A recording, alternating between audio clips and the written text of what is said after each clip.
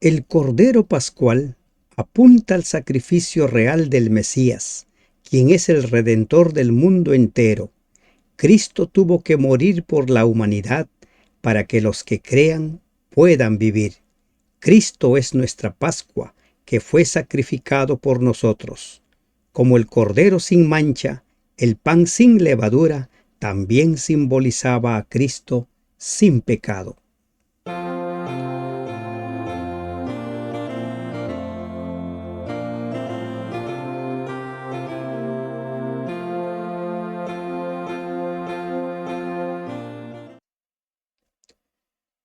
El Éxodo, viaje a la tierra prometida.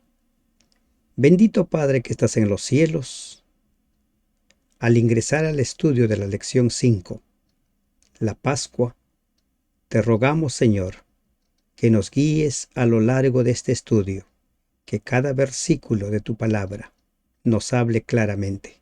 En el nombre de Jesús te lo rogamos. Amén. Buen día, hermanos y hermanas de esperanza. Estamos ingresando al estudio de la lección 5, la Pascua. En la mente de la gente hoy en día existe la Pascua, pero la Pascua ha sido tergiversada gradualmente. Hoy en día, la Pascua es relacionado con un huevo. Así, lamentablemente. Pero la Pascua tiene un significado muy profundo. La Pascua nos habla acerca del Evangelio.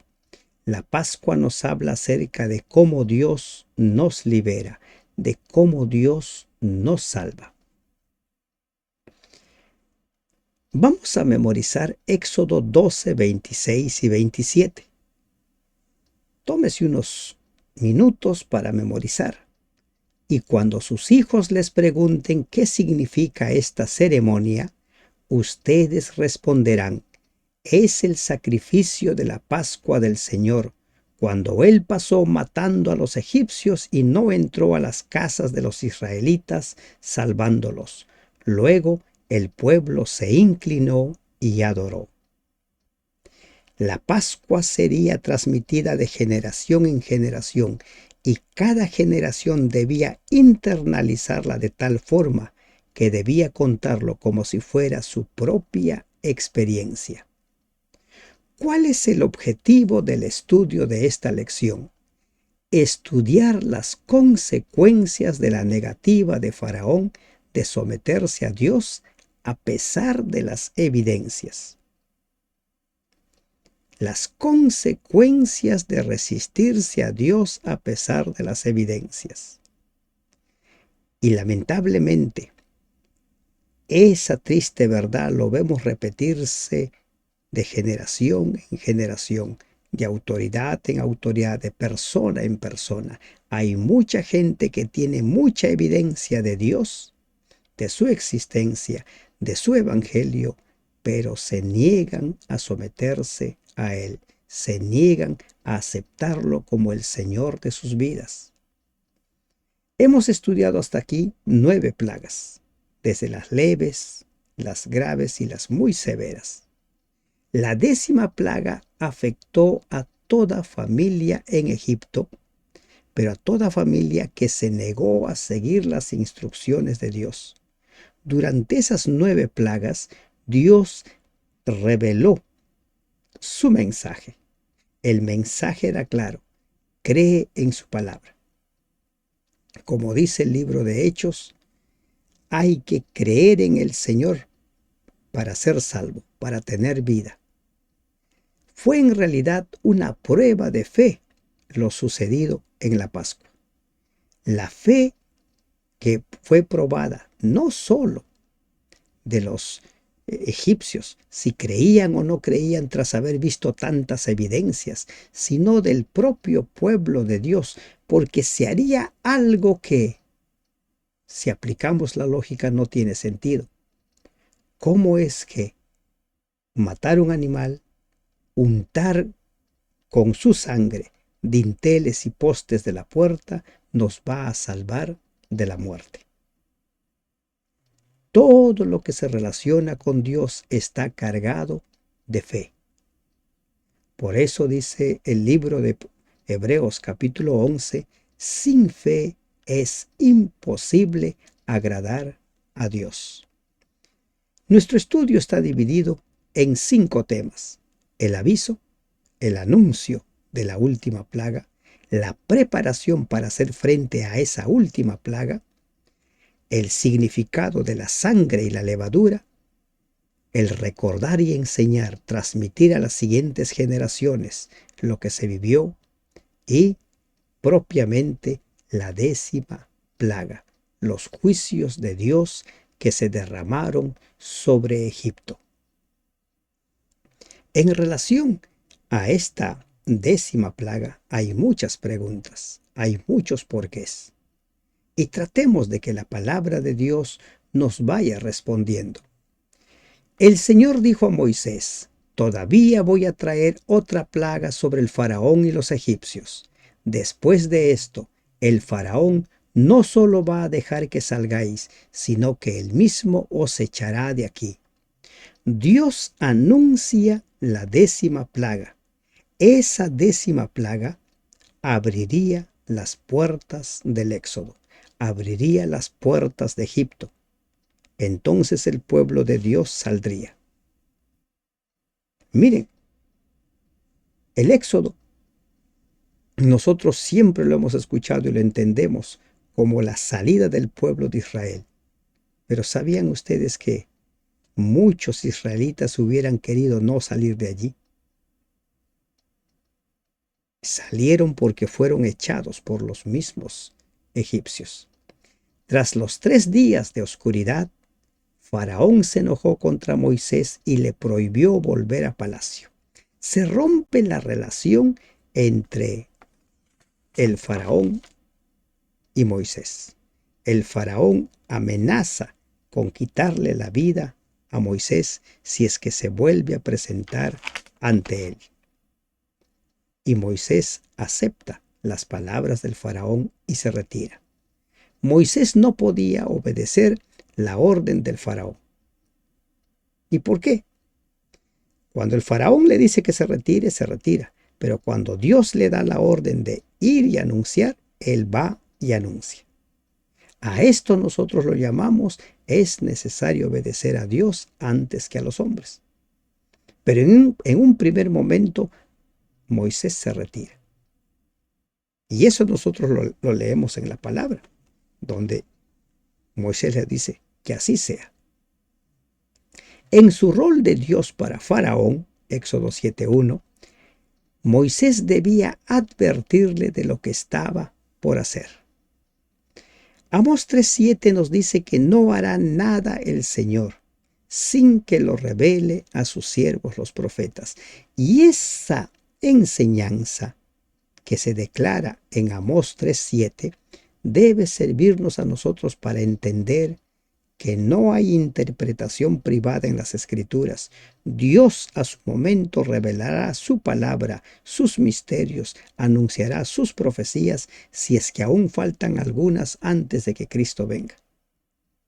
Pero no será por iniciativa humana, sino porque no hará nada Jehová el Señor sin que lo revele a sus siervos los profetas. Ahora fue Moisés el que salió enojado de la presencia de Faraón, enojado por su terquedad y por las consecuencias de su decisión. A pesar del respeto que tenían hacia Moisés, muchos egipcios se negaron a escuchar la advertencia.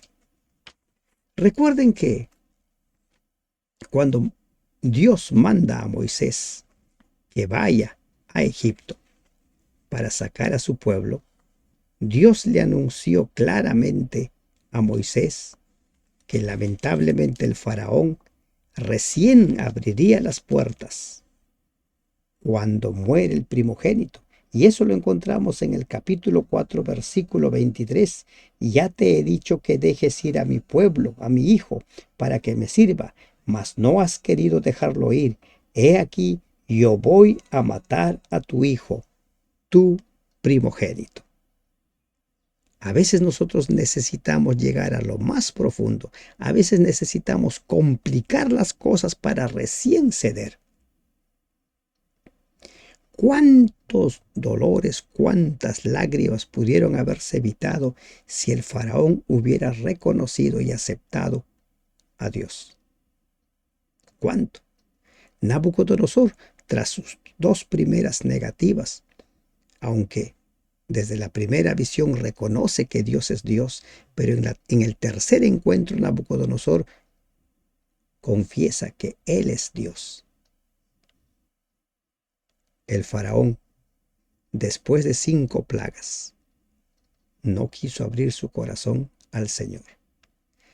Entonces había llegado el momento del juicio, tal como lo anuncia Éxodo capítulo 12, versículo 12. Pues yo pasaré aquella noche por la tierra de Egipto y heriré a todo primogénito en la tierra de Egipto, así de hombres como de las bestias, y ejecutaré mis juicios en todos los dioses. Yo, Jehová. La guerra de dioses, y hay un Dios vencedor. Para el orgulloso, arrogante y explotador el castigo y la obligación de devolver lo extorsionado. Para él sería el juicio. Para el obediente a las órdenes de Dios, pasar por alto el castigo y ser liberado. Vida o muerte. Y es eso lo que Dios nos ofrece, vida o muerte. Hay quienes se preguntan, ¿y por qué nos tiene que poner en ese dilema? ¿Saben por qué? Porque Dios creó a la humanidad con un propósito para que vivan. Y si no quieren vivir, simplemente Dios los vuelve a la nada. Respeta su decisión, su libre albedrío. Se anuncia una plaga final. Y esa plaga abriría las puertas para que el pueblo de Dios vaya camino a Canaán. Pero antes de que llegue esa plaga, debía darse una preparación. El pueblo de Dios debía obrar por fe. Éxodo 12:3 dice: Hablad a toda la congregación de Israel, diciendo: en el 10 de este mes, tómese cada uno un cordero según las familias de sus padres, un cordero por familia. Se elige el cordero que sería inmolado. Se elegiría, se separaría el cordero que salvaría la vida a los primogénitos. Aquí nosotros encontramos actos de fe del pueblo. Quizás muchos no entendían, quizás muchos no comprendían cómo es que con la sangre de un animal que se va a matar, se iba a preservar la vida de los primogénitos. Y ahí encontramos nosotros una vez más el avanzar por fe. Dios explicó minuciosamente qué debían hacer para que el destructor pasase, el pasaje, la Pascua, y para que ningún primogénito muera. Lo entendiesen o no lo entendiesen, debían hacerlo. El día 10 debían apartar un cordero sin defecto por familia o para varias familias. Las características de este cordero son dadas por Dios mismo. Clara evidencia de que la salvación es obra de Dios. El día 14 al atardecer debía ser sacrificado. 12:6 de Éxodo. Y con esa sangre se debía untar, aplicar a los dinteles y los postes de las puertas. Tenían que untar con la sangre los postes y el dintel de la puerta. No era suficiente que fuera sacrificado el cordero. Y ese principio del Evangelio hay que tenerlo claro. Por eso es que Cristo en la actualidad ministra en el santuario. Hay quienes dicen es suficiente con su muerte. Si tan solo el cordero moría, era sacrificado, pero su sangre no era aplicado a los postes y a los dinteles, hubieran muerto los primogénitos. La sangre debe ser aplicada a cada persona. Debían comer completamente la carne asada con panes ácimos y hierbas amargas. ¿Se dan cuenta que no era solo necesario o suficiente la muerte? untar con la sangre, comer la carne, comer los panes. Mientras la comían apresuradamente, debían estar vestidos y preparados para ponerse en marcha. Al salir de Egipto debían seguir comiendo panes sin levadura durante 7 días. Dios preparó a su pueblo para que se comprendiesen su gracia y la adorasen. Y sobre todo para que la hiciesen por fe. Creer en la palabra de Dios. Hay cosas que no entendemos en la palabra de Dios, pero avancemos por fe. Avancemos por fe. Y aquí el pueblo debía actuar por fe. Insisto, si usted se da cuenta, aquí en la Pascua, no era suficiente que el cordero muriese. Debía seguirse todo un proceso. Y es ese proceso el que Cristo está siguiendo en el santuario celestial. Murió, su sangre es aplicada, pero para eso nosotros debemos comer de su carne, de su sangre, asimilar sus verdades, asimilar sus enseñanzas. Dentro de este plan de salvación de Dios en favor de los primogénitos, entran a jugar un papel determinante la sangre y la levadura. Uno debía estar presente, otro debía estar ausente. La sangre y la levadura. Y Moisés convocó a todos los ancianos de Israel y les dijo: sacad y tomaos corderos por vuestras familias y sacrificad la Pascua. Sacrificar el cordero. Ese cordero en sí no tenía ningún poder para salvar. Su poder radicaba en lo que simbolizaba, en lo que representaba. El día 14, 2 elementos jugaban un papel crucial en la ceremonia: la sangre y la levadura. La sangre tenía que estar presente, la levadura no debía estar presente. Debían eliminar la levadura de sus hogares y hacer panes sin ellas, conocido como los panes ácimos. Como la salida era inminente, no dispondrían de levadura durante sus primeras etapas. Esta levadura era símbolo del pecado y los panes ácimos simbolizaban la nueva vida en Cristo Jesús, como dice 1 de Corintios 5, 6 al 8 y 2 de Corintios 5, 17. La sangre era el elemento salvífico. La sangre sería la señal para que cuando el ángel visitara cada casa para dar muerte a los primogénitos, al ver la sangre pasaría por alto. Esa sangre representaba la sangre de Cristo, para que en el juicio Dios pase por alto nuestra redención, su sangre. Se verá la sangre de Cristo sobre nosotros, entonces pasará por alto. La muerte no llegará, pero donde no hay sangre, aquellas vidas que no han aplicado la sangre del Cordero sobre ellos morirán. Otro elemento que juega un papel importante aquí en la Pascua es el hisopo. El hisopo con el que debía ser rociada la sangre, el 12:22 de Éxodo: y tomad un manojo de hisopo y mojadlo en la sangre que estará en un lebrillo. Es un símbolo de la purificación del pecado. Es el símbolo de la gracia de Cristo, el hisopo. Estamos estudiando el capítulo del libro de Levítico. Vamos a ingresar a estudiar esa parte.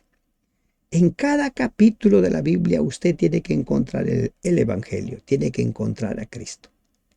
El hisopo era un símbolo de la purificación. Con el hisopo se aplicaba la sangre.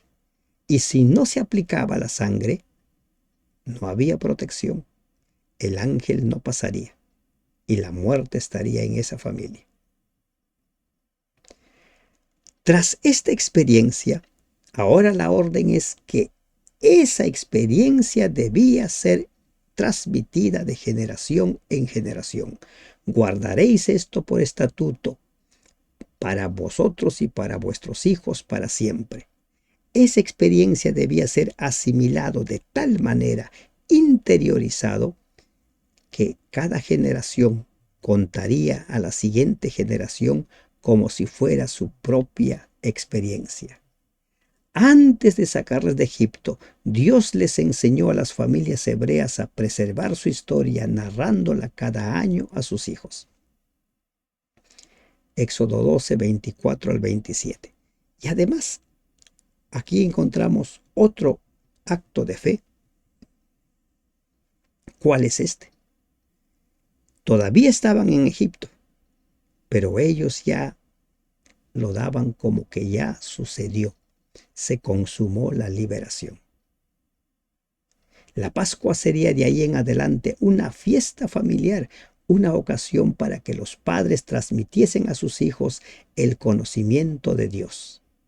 En Deuteronomio 26, 5 al 9, la historia de la liberación debía ser explicada con todo detalle y, recuerden, en primera persona. Debías interiorizarlo de tal manera que lo cuentes como si fuera tu propia experiencia. Esto contiene una enseñanza muy especial para cada uno de nosotros.